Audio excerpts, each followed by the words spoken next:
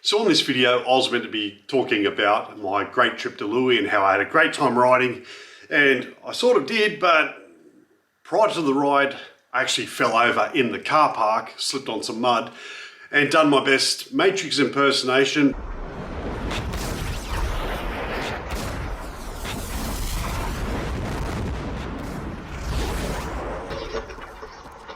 But not as cool, and here I am.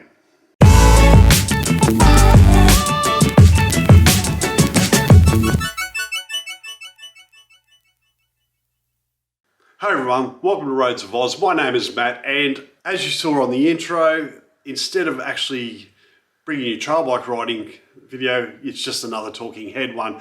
I actually have potentially injured my knee and ankle. After I film this video, I'm going to see a doctor and actually find out how much damage I've done. Hopefully it's just a sprained ankle, and the biggest dent or the biggest amount of damage I've done is actually to my ego.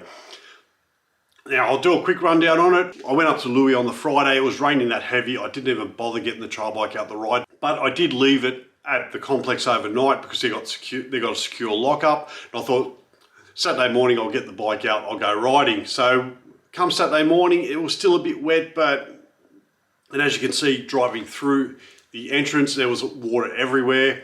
All right, let's cross the very minor river. Crossing, not that bad. Quite easy, really. Piece of cake. But still set up, got the bike set up and went to help one of my friends move their bike, and I slipped in some mud and actually done this to my ankle. So it's, as you can see, it was quite swollen, but these things happen. And like I said earlier, going to see a doctor after I've finished filming this video. So instead of bringing you great trail bike footage, I was stuck for content, but luckily Aldi has saved me. Yes, so as of Wednesday the 17th of August here in Australia, Aldi have got their annual motorcycle stock that they sell. And if you're not from Australia and this video doesn't interest you, well, there's some older footage up here of me actually doing laps at Louee on the thumper track. Far more entertaining, and if you're not from Australia, this video is probably not going to be of much use. Let's go through the catalogue. They've got the motorcycle denim jeans there, $99.99, so let's say $100. They've gone up quite a bit. When they first come out a few years ago, they were about $70. I think they were $80 last year, so there is an increase. As you've seen from a previous review that I'm putting here, back up here, yep, I did like the jeans, but you're not going to look like the model here. They are a little bit baggy, but they do their job nicely. So they've got some carbon knuckle motorcycle gloves. I bought these last year. Not bad, no good on a cold winter's day, but your springs, autumns and summer, they're fine, but once you get below 12 degrees, not much good. So good fair weather glove, but that's about it. These are an extra large. They fit fine, they're a nice fit. As I said, not a bad backup set of gloves, and for $40, pretty much can't go wrong with them. They're selling what's called a motorcycle base layer, and it's pretty much, I'm expecting it to be just like my thermals, and my thermals probably need an upgrade. They're actually over 15 years old, so, but they still work fine. I'm gonna buy a new set and see how they go. It looks like they've got a flip helmet for $90. Now, a flip helmet for under $100 is just unheard of. I love a good flip helmet. I had a Nolan, I can't remember the number. I had it for years and I absolutely loved it, but it was over $500, so to get one under $100, that might be interesting.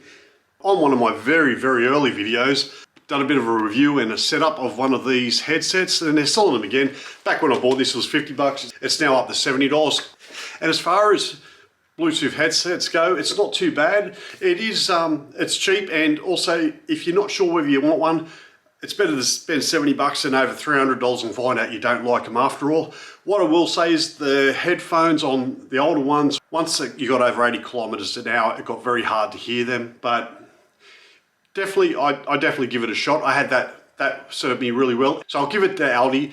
The customer support and backup on the stuff they sell is excellent. There's a couple of other things, like a bike cover for $30.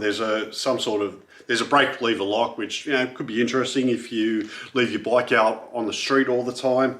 But realistically, I'll be going the socks, the base layer, the rear tank bag, and that's pretty much it. So it doesn't seem like they're going to be selling the boots, the ramp, which it's a shame because their ramp is excellent. It's the best value for under $100. I've had that ramp for well over 5 years and it's served me very well, and it's still going strong to this day. They don't have that, unfortunately. Not as much this year, but still a couple of things I'll be buying. I haven't had any bad Aldi experiences with their motorcycle gear, but I haven't bought critical gear. Like, I've never bought jackets, I've never bought their helmets. All the other smaller items I've used, and I've actually done a review on, as you can see up here again.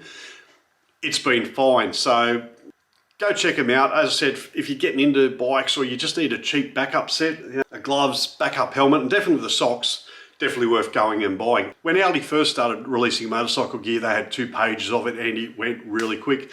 I don't see that as much now. Like the gloves I picked up a few weeks later after they released them. The Bluetooth headsets, they used to go really quickly. I don't know if they still do, but definitely go down early and get the socks. The socks are money well spent. Anyway, that's pretty much it from me. Sorry it wasn't a trail bike video, just had to settle with my talking head instead. If you found the video interesting, please like, share, and if you haven't done so already, hit that subscribe button. It helps out my channel massively. Thanks for watching, and I'll see you on the next vid.